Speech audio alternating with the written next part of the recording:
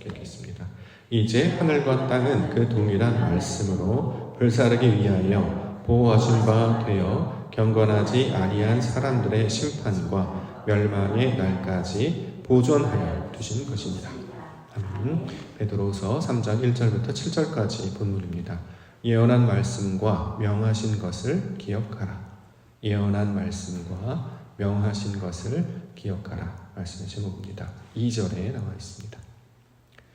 2절 말씀, 곧 거룩한 선지자들이 예언한 말씀과 주 되신 구주께서 너희의 사도들로 말미암아 명하신 것을 기억하게 하려 하노라.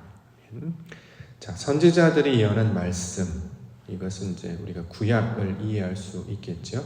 대표적으로 이제 모세 우경 우리가 떠올릴 수 있을 것입니다. 그 다음에 주 되신 구주께서 너희의 사도들로 말미암아 명하신 것, 요거는 이제 우리가 신약으로 우리가 기억할 수 있겠죠. 신약을 살펴보면 예수님께서 가르치신 말씀들을 기록하고 있고, 그가 우리에게 보여주셨던 사역과 또 마침내 약속하셨던 성령의 역사가 어떻게 나타나는지를 기록하고 있습니다. 따라서 이 말씀과 명령을 기억하게 하려고 베드로가 붓을 들고 지금 편지를 썼다. 이 두 전서와 후서, 이 모든 것이 목적이다. 이렇게 이야기합니다. 말씀과 명령을 기억하게 하려고. 그렇죠? 잘 잊어버리기 때문이죠. 여기는 어저께 뭐 했는지 다 까먹었습니다. 어저께 들었는데 뭐였더라? 잘 듣지도 못하고 들어도 기억을 잘 못합니다. 이게 이제 본성이겠습니다만, 이제 가장 큰 문제는 뭐냐면 우리가 이제 듣기만 했기 때문이죠. 본 적이 없어요. 홍수가 난다고 했는데 노아 시대 때 홍수가 난 것을 본 적이 없어요. 어떤 모양으로 되는 건지, 어떻게 일어나는 건지, 저쪽에 물이 흘러나오는 건지, 어디서 솟아나는 건지, 바다에 갑자기 물을 밀려나는 건지. 한 몇 년 전인가요? 그 쓰나미라고 하는 단어를 처음 알았을 때, 처음 들었죠. 우리가 이제 지진 해일이라고 번역하는 그 쓰나미. 한 번도 본 적이 없는데 영상으로 보니까 바닷물이 도시를 덮치어서 인명을 피하고 모든 걸 부수기도 한다. 처음 봤죠. 자, 이것이 보기 전까지는 그런 게 있대. 저런 걸 뭐라고 하는지 몰라. 근데 그렇게 되면 어떻게 되냐면 사람들이 기억 속에 잊어버리게 되죠. 최근에 경험했던 것 중에 하나가 폭설, 겨울에, 최근에 우리도 습설이라는 걸 한번 경험한 적이 있었는데, 무둔이 습기를 머금고 있어가지고 쌓이니까 나무들이 막 부서지고요. 우리 공원에 있는 나무들도 막 가지가 휘어지고 막 그렇게 됐습니다. 용어는 있었어요. 명칭은 있었습니다. 근데 우리가 한 번도 본 적이 없기 때문에 정말 그런 일이 있을까? 이제 듣기만 하고 본 적이 없기 때문에 잘 잊어버리고 삽니다. 또 하나가 뭐냐면 이제 분명히 이제 들었긴 들었는데 언제 올지 모르는 거죠. 또 대부분의 응답이 우리가 기대하는 때보다 오래 걸립니다. 우리는 당장 오늘이라도 또 내일이라도 뭔가 일어나야 될 것 같은데 하나님의 때는 아무도 알지 못한다라고 이야기합니다.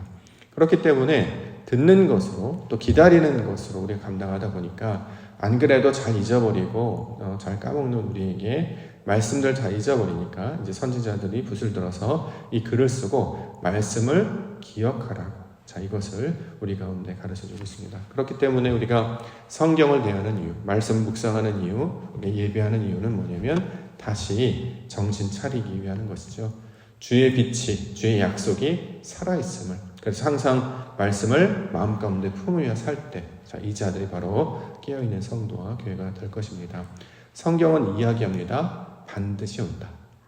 꼭 온다. 하나님은 있다. 상 주실 것이다. 이렇게 약속한단 말이죠. 근데 우리는 듣기만 하고 경험이 없다 보니까 그럼 언제 하는 건가? 언제 하는 건가? 그러다가 자꾸 잊어버리는데 자꾸 성경은 이야기합니다. 반드시 온다. 반드시 한다. 이것을 우리가 마음 가운데 새기는 자, 이 자들이 바로 이제 의인들이 될 것이고 약속의 자녀들이 될 것입니다. 저와 여러분들을 이 매 순간마다 어려운 예배와 또 말씀을 향해 나아가게 하시는 것은 약속을 붙드는 자가 필요하기 때문이었죠. 소돔과 고모라 땅에 그 약속을 붙들었던 한 사람만 있었어도 심판을 면할 수 있었을 텐데, 반대로 이야기하면 세상은 원래 그런 것이고 하나님의 약속의 말씀을 붙잡고 길리의 깃발을 들고 파수꾼같이 기다리며 서 있는 그 자들, 그것이 주의 오심을 가장 먼저 만나게 되는 영광을 누리게 해주실 줄 믿습니다.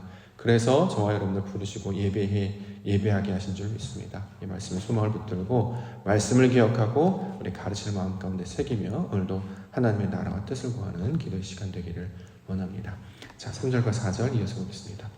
먼저 이것을 알지니 말세에 조롱하는 자들이 와서 자기의 정욕을 따라 행하며 조롱하여 이르되 주께서 강림하신다는 약속이 어디 있느냐. 조상들이 잔후로부터 만물이 처음 창조될 때와 같이 그냥 있다 하니. 자, 처음 창조될 때와 같이 그냥 있다. 처음 창조된 것과 똑같다. 아무 일도 없는데 주님 오신다며 아무 일도 일어나지 않는데. 자, 성경에서 이제 그 이야기를 하죠. 그러니까 세상 사람들이 아무런 변화가 없는데 주께서 강림하신다고 하는데 그걸 어떻게 한다는 것이냐. 자, 이렇게 이야기하는 거죠. 아무 일도 일어나지 않는 거. 왜 그렇죠? 자, 이것은 하나님의 나라는 눈에 보이는 것으로 임하는 것이 아니라고 가르쳐 주셨기 때문입니다. 이걸 우리가 기억해야 한다는 거죠. 마태복음 24장 36절에 보면 그러나 그 날과 그때는 아무도 모르나니 하늘의 천사들도 아들도 모르고 오직 아버지만 아시느니라. 노아의 때와 같이 인자의 임함도 그러하리라. 홍수 전에 노아가 방주에 들어가던 날까지 사람들이 먹고 마시며 장가들고 시집가고 있으면서 홍수가 나서 그들을 다 멸하기까지 깨닫지 못하였으니 인자의 임함도 이와 같으리라. 아니, 주님께서 임함은 천지개벽이 일어나는 거 아니야? 근데 하나님의 임함은 눈에 보이는 것으로 나타나지 않는다. 따라서 이건 이제 여러 가지 각도로 해석할 수 있는데 이게 뭐냐면 실제로 우리가 눈에 보이는 막 하늘에서 막 구름을 타고 막 임하시는 그런 모양이라든가 또는 사람들이 막 뒤집어지고 어떤 역사, 천재지변이 일어나고 뭐 예언서 같은 데 보면 뭐가 등장하고 뭐가 전쟁이 일어나고 기근이 일어나고 이런 역사적인 표적들이 나타날 것이다. 이런 일들이 일어나면 사람들이 알겠죠. 근데 예수님의 가르침은 뭐라고 그러냐면 그때와 그날은 아무도 모르고 더 나아가 임함은 사람들이 인지하지 못한다. 이거는 이제 자신들이 가지고 있는 익숙한 방식으로 찾아오지 않는다는 뜻도 되겠죠. 자, 눈에 보이는 것으로 나타나지 않는 것 하나와 우리가 원래 알고 있는 방식, 우리 눈에 늘 이런 일들이 일어나면 그런 일이 벌어질 거야. 예를 들어 성경에도 나오는 하늘이 붉다 하면 비가 오겠네 이런 것처럼 사람의 눈으로 판단할 수 있는 그런 모양으로 임하지 않는다라는 거죠. 그렇기 때문에 사람들은 이제 감지할 수 없다라고 이야기합니다. 그 대표적인 증거 중에 하나가 바로 예수님의 임재잖아요. 예수님께서 임재하셨는데 그들이 봤을 때 뭐야, 나귀 새끼를 타네, 뭐야, 키가 작네, 뭐야, 안 잘생겼네, 뭐 이런 거잖아요. 그들이 생각하는 영웅의 이미지는 노새를 타고, 그쵸? 귀걸이 장비하고, 삼손과 같이, 압살론과 같이, 그렇게 긴 머리를 흔들고 멋있고, 잘생기고, 힘있고, 이런 모습으로 올 줄 알았는데, 아니, 저 사람이 우리를 구원한다고? 그쵸? 보기에도 뭔가 마땅치 않고, 또 실제로 자신들이 기대했던 바와 맞지 않기 때문에 예수님이 임재했을 때 그들은 누구도 그가 구주이신지 하나님의 아들이신지를 알아채지 못했다라는 거죠. 그런데 그때도 알아채지 못했는데 지금 만약에 역사한다고 해서 그들이 알 수 있느냐. 자, 주께서 강림하신다는 약속은 우리의 눈으로 또 우리가 감지하는 것이 아니라 하나님의 은혜와 성령 안에서 나타나는 일임을 우리 가운데 가르쳐주고 있습니다. 누가복음 17장 20절에 보면 바리새인들이 하나님의 나라가 어느 때 임하나이까 묻거늘 예수께서 대답하여 이르시되 하나님의 나라는 볼 수 있게 임하는 것이 아니요 또 여기 있다 저기 있다고도 못하리니 하나님의 나라는 너희 안에 있느니라. 볼 수 있게 우리가 눈으로 인지하는 게 아니라 어떻게 왜 그러냐면 우리 속마음으로 인지하시기 때문이죠. 그래서 사람이 변하는 거예요. 세상이 변화되는 게 아니고 내가 변화되는 것이 임재의 상징이죠. 분명히 주님께서는 성령을 보내실 것이다 약속을 하셨고 성령이 내주하심으로 변화된 사람들을 신약의 이 복음서와 이 여러 서신서를 통해서 기록하고 있습니다. 자, 노아가 그렇게 오랫동안 그 홍수가 날 때까지 기다릴 수 있었던 이유가 무엇이었느냐? 말씀이 있었기 때문이잖아요. 하나님께서 말씀하셔서 그것을 준행하였기 때문이고 날마다 주와 동행했기 때문이고 언제 일어날지는 모르겠지만 하나님이 하신다고 하셨으니 또 오늘 나에게 이것을 지으라 저것을 지으라 역청을 주시기도 하고 나무를 주시기도 하고 재료를 주셨으니 그냥 그때그때 주시는 대로 감당할 뿐인데 어느 날 순간이 되니까 아버지께서 방주로 들어가라 말씀을 하시고 말씀 들어가라고 하니 들어갔더니 문을 닫아주시고 문을 닫으니 비가 내리기 시작했다 이런 거잖아요. 그러니까 우리도 미리 예측하는 것이 아니고 하나님께서 하실 때가 되면 우리 가운데 그때그때 말씀을 주실 것이기 때문에 말씀이 이루어지면 그 순간분초마다 즉각 순종하는 연습들을 하기만 하면 그때는 알지 못해도 바로 하나님의 백성들에게 그 말씀으로 알려주시기 때문에, 왜냐하면 이 말씀이 하나님의 것임을 기억하고 붙드는 자는 즉각 반응하기 때문에 순종을 통해서 구원을 얻게 되는 과정으로 나아가게 된다라는 것이죠. 주님의 강림의 역사가 우리 속사람 가운데 일어날 때 눈에는 보이지 않지만 이미 우리를 다스리고 계시고 매만지고 계시기 때문에 우리를 변화시켜 주시는 줄 믿습니다. 그 특징이 뭡니까? 순종이죠. 순종이 기독교에서는 가장 큰 가치, 믿음으로 말미암아 반응하게 되는 것인데, 이 순종의 능력을 함께 가지심으로 주와 동행하는 인생 되기를 소망합니다. 5절부터 보겠습니다. 이는 하늘이 옛적부터 있는 것이 땅이 물에서 나와 물로 성립된 것도 하나님의 말씀으로 된 것을 그들이 일부러 잊으려 함이로다. 이로 말미암아 그때의 세상은 물이 넘심으로 멸망하였으되 이제 하늘과 땅은 그 동일한 말씀으로 불사르기 위하여 보호하신 바 되어 경건하지 아니한 사람들의 심판과 멸망의 날까지 보존하여 두신 것입니다. 자, 옛적부터 있는 것과 땅이 물에서 나와 물로 성립된 것, 그러니까 구약시대 때 나타났던 그 사건이 단순히 어떤 역사적 사실 또는 어떤 교훈뿐만이 아니라 동일한 일이 지금도 일어나고 있다는 거잖아요. 왜냐하면 하나님의 말씀 진리이기 때문에. 자, 그러면 세상이 어떻게 변화가 되느냐? 물이 덮음으로. 성경은 물을 말씀으로라고 이제 비유를 해요. 그래서 하늘에서 비가 내리는 이유가 바로 그 이유잖아요. 비가 내리면 밑에 있는 식물들이나 동물들이 그걸 맞아요. 그러면 자기는 모르지만 그걸 맞으면 거기서 영양소 공급돼서 무럭무럭 자라게 된다라는 것이죠.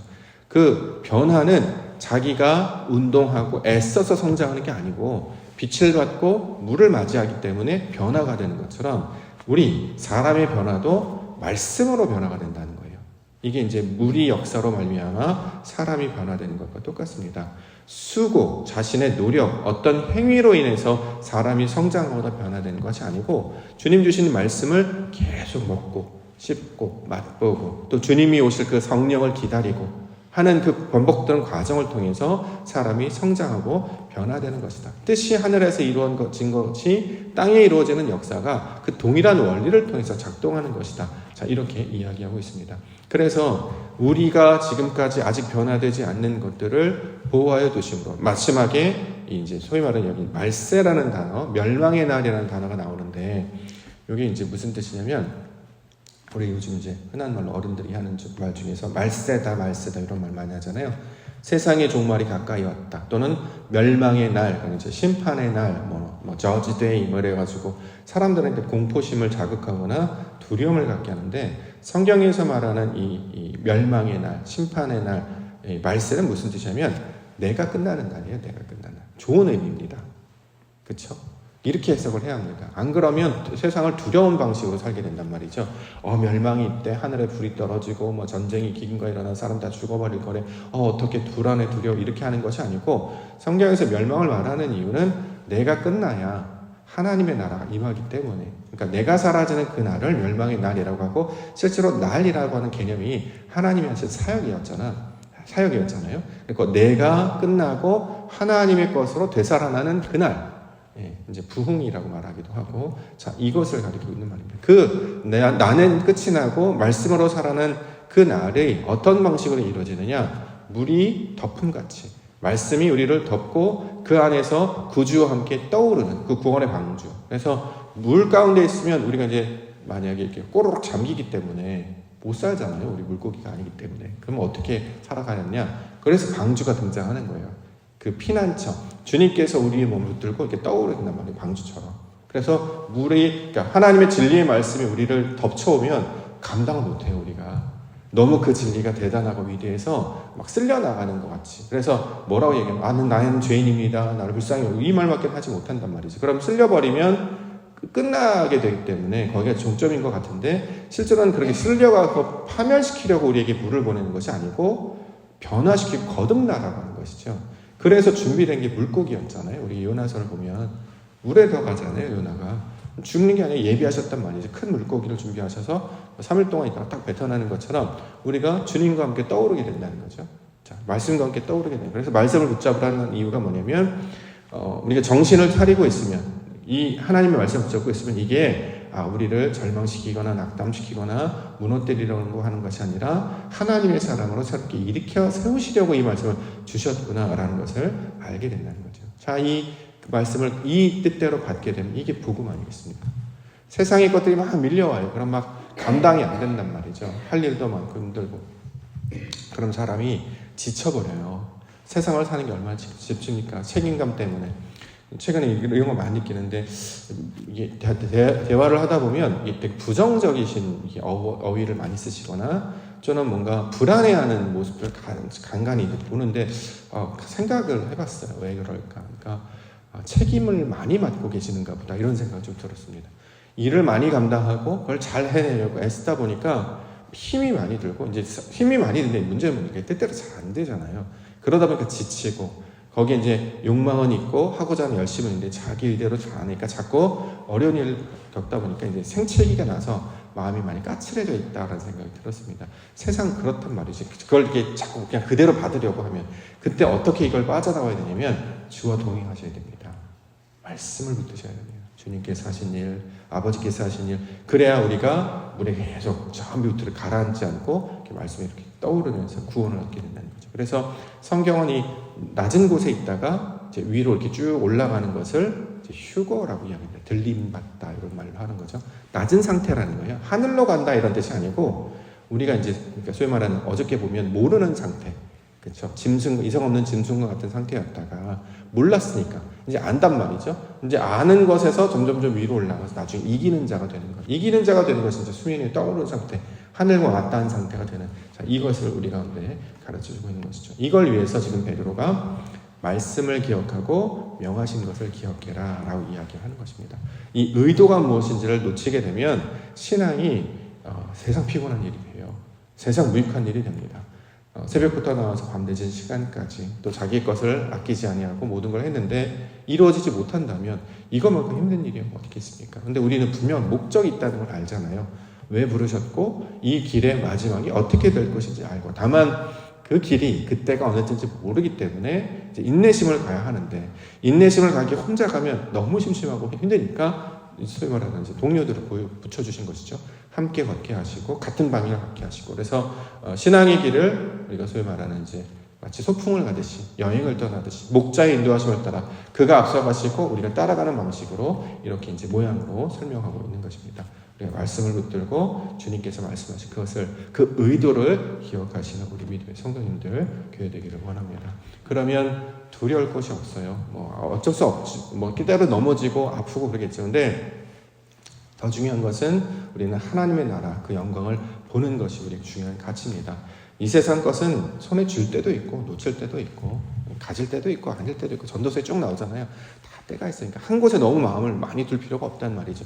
뜻대로 안 된다고 해서 낙심하지 마. 어차피 다 지나가는 것이고, 문제는 하나님은 다 이루실 것이야. 그러니까 그분을 붙들고 그분이 우리에게 주신 약속을 붙들며 나아가. 그것이 하나님의 거룩한 백성이 주시는 은혜와 축복이야 라고 말씀하고 있는 것입니다. 저와 여러분들을 그 부르심의 말씀 앞에 초대하신 줄 믿습니다. 오늘도 주의 말씀과 명하신 것을 붙잡고 주님과 동행하며 살아가시는 우리 믿음의 하루 되시기를 주의 이름으로 간절히 축원합니다. 기도하겠습니다.